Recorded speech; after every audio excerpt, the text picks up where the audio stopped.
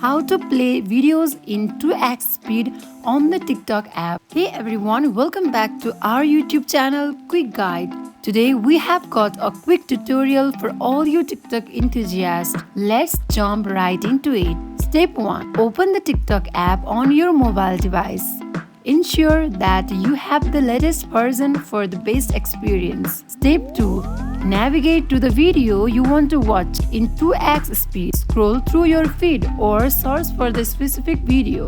Step 3. Hold down on the video you have selected. This action will bring up additional options. Step 4. Look for playback speed option and tap on it. A menu will appear with different speed options. Step 5. Choose 2x from the available playback speeds. The video will now play at double speed, allowing you to watch content more quickly. And there you have it, simple guide to watching TikTok videos in 2x speed. If you found this tutorial helpful, please give it a thumbs up, subscribe for more tech tips and hit the bell icon to stay updated. Thanks for tuning in and we'll catch you in the next video.